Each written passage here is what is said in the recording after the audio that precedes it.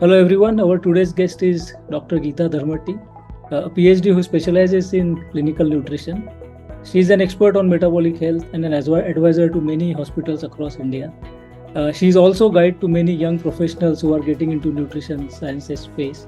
And she is directly coached possibly, I don't know, maybe a few thousand people solving their metabolic health issues such as obesity, diabetes, pre-diabetes, and bunch of those things. Dr. Geeta, welcome to our expert series on metabolic health, and I'm really thrilled to have this discussion with somebody like you.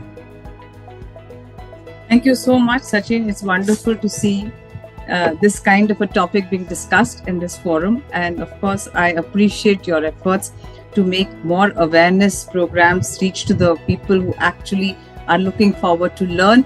And we'll make this as crisp as understanding them how to apply on it. So appreciate your efforts and hope to give the best of inputs which you are looking for. Thank you for inviting. Thank you very much. No better person than you, Dr. Geeta. Thank you very much. Thank you. So I'll just straight away jump into the question that I have, which will help our audience to understand a bit of basics and also some tips about it. My first and foremost question is all about, generally speaking, what is metabolic health? A lot of people talk about metabolism, so much of information out there, some good, some bad. What's your view on general for our audience? What is metabolic health? What I feel now is we are revolving around energy balance. The whole challenge in this world is energy. We know the ultimate source of energy is sunlight. Sunlight gives the energy by photosynthesis to plants. Plants, when we eat the plant food, we get energy from them. This energy is absorbed, assimilated, and utilized in my body. This was a fantastic science, which means nutrition, which means digestion, which means assimilation. But of late, we are gaining a lot of insights on this, something called as metabolism, because we are facing a lot of NCD challenges, which is non-communicable disease like diabetes. Let's combine both two because they are at par with each other. Till cancer, I should say.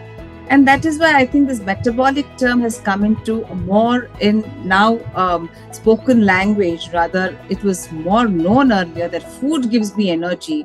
And I think it is the term which describes how my body utilizes this energy and process the energy into body.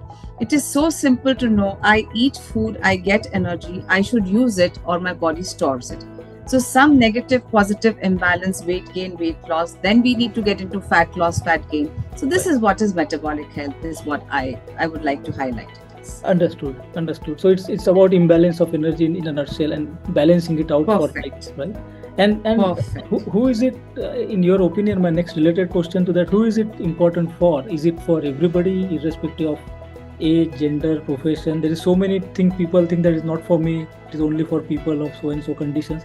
What's your view and what's your guidance on that? Let's start from life cycle. A pregnant woman giving birth to an infant, and then you go into the life cycle of preschool, school going, you get into adolescence, you get into adults, then you get into geriatrics. We all need energy on day-to-day basis. The challenge is again, how am I utilizing the energy? And remember, we are looking energy to reach individual cells. When I eat food, my body, it is like a pregnant woman. When a lady is pregnant, we try to nourish her. I think we've forgotten the word nourish and we're more into diet word.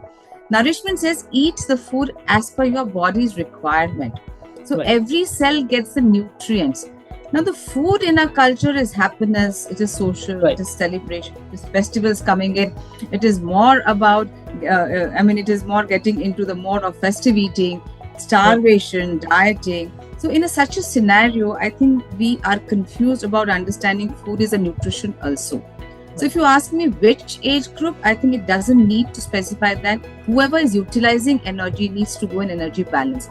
Maybe it's a newborn who is on mother's milk. If the mother's milk is not sufficient, she gets on to the weaning food or the formula feeds.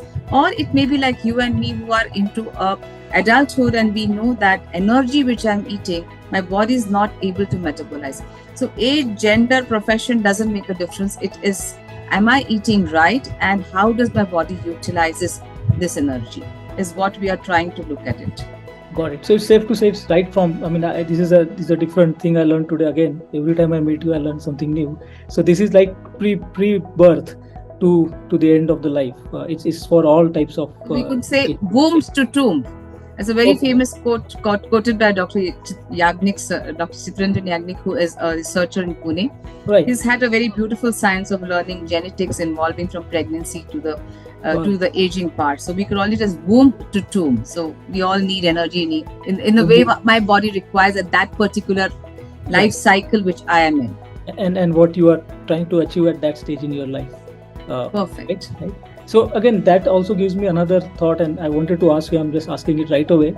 So if this is so crucial for all the ages, right, from pre-birth to death, let's say, right?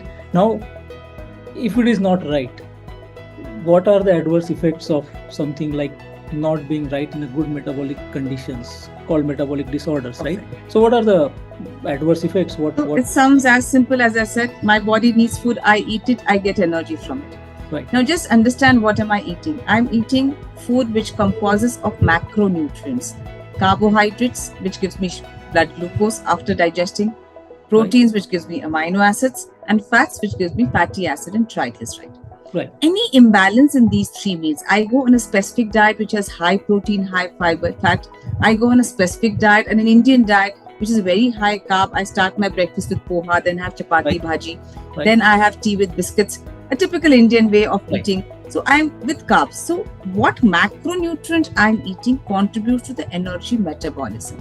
So when you're asking me question that what are the adverse effect of this? Now the adverse effect depends upon what is my basic composition of my diet in terms of carb, protein and fat and energy balance.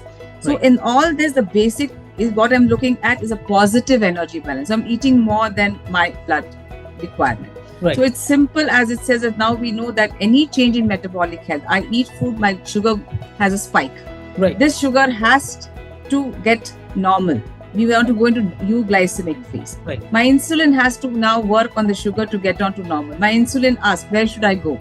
Sugar says there's no energy output. Okay, let's go to the muscles. We are very poor in muscles. Okay, so let's get deposited as fat. So metabolism now says that, okay, there's more fat in my body. It's a very gradual process. It's not overnight. Gradually, when I'm trying to build more fat in my body, it's more adipose tissues. We call this metabolic syndrome. And this metabolic syndrome, I think, is talking about vascular health, which is stroke, right? Or cardiac dyslipidemia, cholesterol, anything. Diabetes, which we call the insulin resistant type 2, type 1. Type 1 is mostly autoimmune, but there are uncontrolled diabetes. Very important, obesity and diabetes, we call them as diabesity now. We also have to look at, when vascular health also says hypertension, blood pressure, and cancer. So these are the areas, and neurodegenerative. So I don't think any part of my body is left now as I'm aging.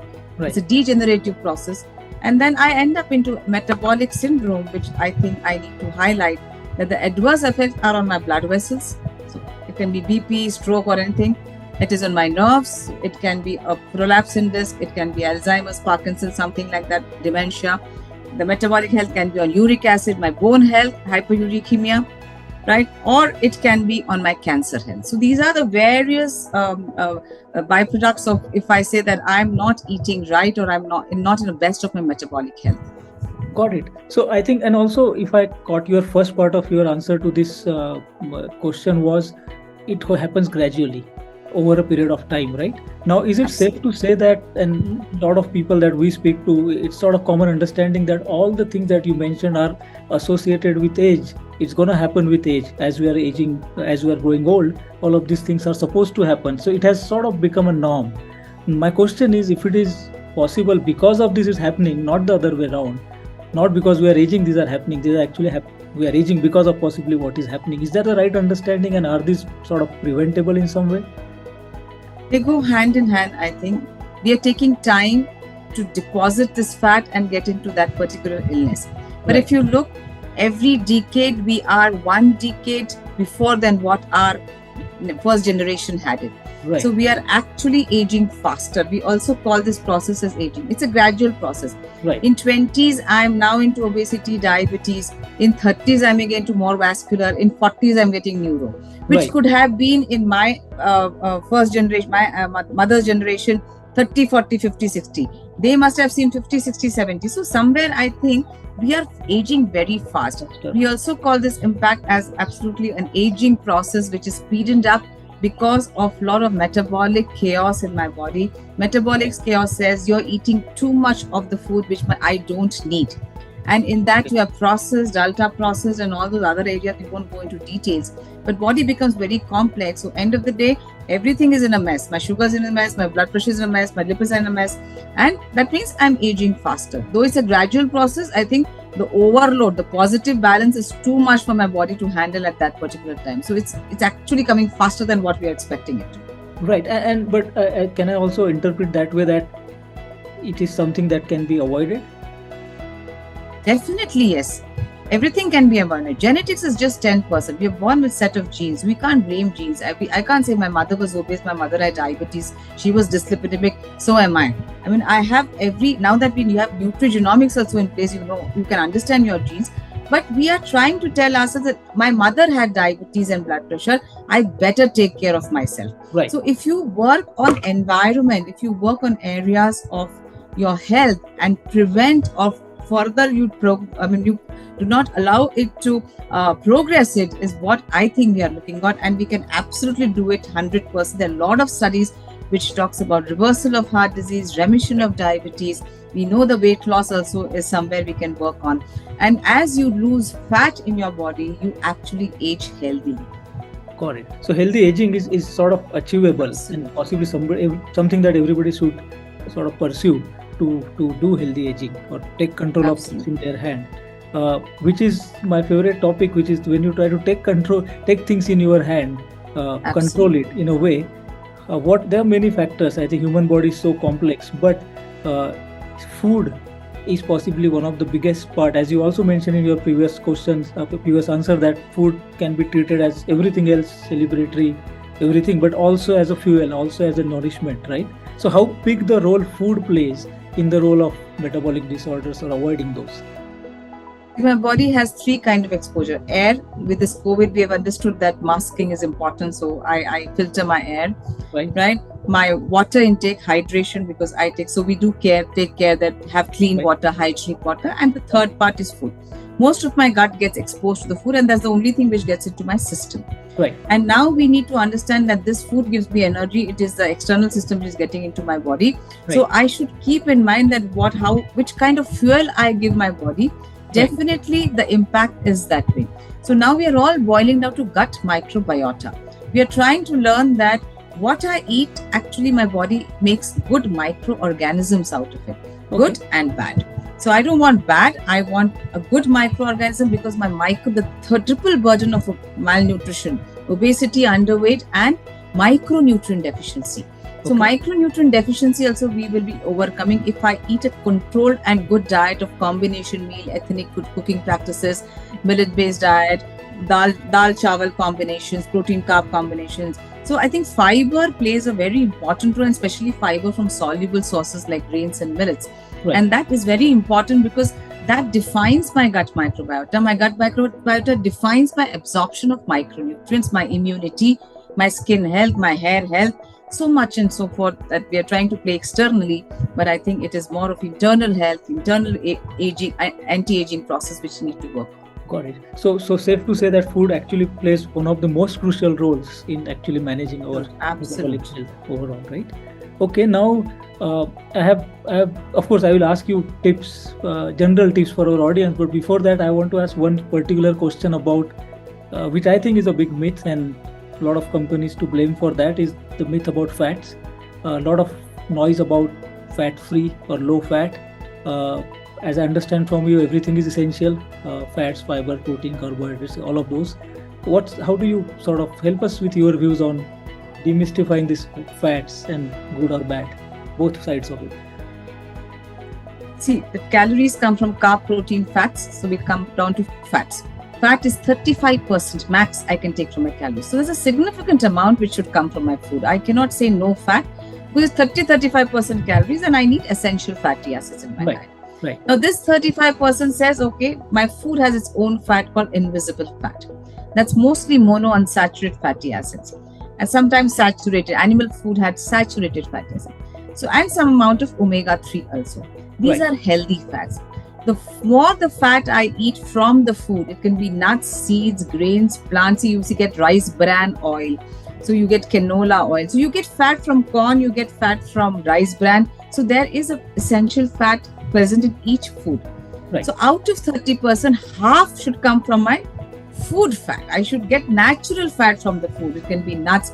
It should not be processed. It should not be having any kind of roasting or processing. It should be Alright. just natural food which I've been eating. Right. And the next 15% comes from visible fat. So the whole challenge is this 15% I need it anyway. I have no choice. Right. The food fat. That's why I need to add healthy food, unprocessed food, ghar ka khana, all that, because it has essential fats. Right. Now the next 15% which we are talking is where we are actually challenged is visible fat. Remember always one thing, that fat's challenge is the exposure to oxygen and air, your light. Got it. When any, because they're unsaturated in nature, saturated like animal fats, ghee, don't get troubled by that. But the visible fats which we generally use in our cooking is oils. When they Right. get exposed to high temperature or high oxygen, we keep it, they get denatured, they become rancid. The Okay. fat's major challenge is exposure to heat and air. And Okay. that is why most of the oil should be stored in cool and dry places. Do not overheat oil, and do not use techniques like frying, baking on a larger amount, because these techniques destroy the fat nature and it is not healthy. So I personally feel exposing food itself, so the invisible fat or a visible fat to a higher temperature, is very dangerous. I'm not for not using fat in the diet or using techniques like air fryers or Right. baking on a high temperature for regular use, because it denatures the fat of your food. You don't get good fats. These are called processed, or these are called bad fats. Good fats are the fat which I'm using in my cooking. 1 teaspoon, arrest with tadka, and then add sabji and put the lid. That culturally good ethnic cooking practices helps me to have a good fat. And that is just 3 to 4 teaspoons per day. So Right. instead of first thinking which oil I should use, I think we should first look at what I'm eating and what is the composition of this visible and invisible fat. Got it. Next, we should talk and how I should use. I should not use fat for which has been exposed to high temperature for a long time. Like let me say wafer, let me say cheese, Right. or let me say pizzas, or all this junk. When you say junk, the baking part, it's all about including it as a bad fat, and Got it. that's a processed fat. Got it. The next I come to is how much fat. Right. Then the how much fat is very simple. For an adult, we need 500 milliliters of oil per person per month. So you Okay. can include it. People coming to your home, you going out, all comes to the same, because that's 3 to 4 teaspoons per day. Then we talk about which fat. So remember, there's always a last in the line. So we all need essential fatty acids. They should come from all sorts of fat, MUFA, PUFA, and saturated too. The Got it. culprit is saturated. Overeating of saturated fat is more atherogenic. That means it gives you a lot of deposition of fat in your blood vessels. Got So it. just using one single fat, like I only use ghee for cooking and for eating and all, that is a very bad thing. Ghee is very stable at high temperature because it's saturated. Right. Once a while you can fry food in ghee once a while. Ghee should be eaten, but it should be eaten in hardly 5 ml per day or 10 ml, because it's saturated fat. Because let's not forget, I drink milk, I have non-veg or whatever it is. So animal fat is not very great. Fat coming from plant sources are very good. I always say, as per our cultural cooking practices, we should stick to the oil which my mother was using. Like I'm a Maharashtrian, so I cook in groundnut oil. So I use groundnut every 4th month, and I keep rotating my oils. Get limited oil. Do not really push too hard on getting too much quantity of oil at one time, the 15-liter tin, because the more the fat you keep at home, more rancid it becomes. The challenge with fat is rancidity, trans fats, atherogenesis. So eat fat as natural as possible, and do not overeat animal fat. Be careful about saturated fat in your diet. So this is how I think we can look at it. Oh, excellent. So that actually also brings me to the next point, because you already gave a few tips about fat particularly, and how do you really use it or not use it or not abuse it. Maybe 2 or 3 more sort of guidance for general audience, right? Some quick tips. You can say everything has a. We're talking about, sure. As we're talking about metabolic health, I will stick my tips to these important absolutely. areas of health. Absolutely. One is start looking at a good health holistically. It doesn't mean only food. Food is a major part. You should look at it in a balanced way. Good sleep, good hydration. It's a lifestyle. We can now also say lifestyle can be looked at as metabolic health, Right. which is almost what we are looking at. But metabolic has some parameters of your food quantity which you eat and how your body actually behaves with it.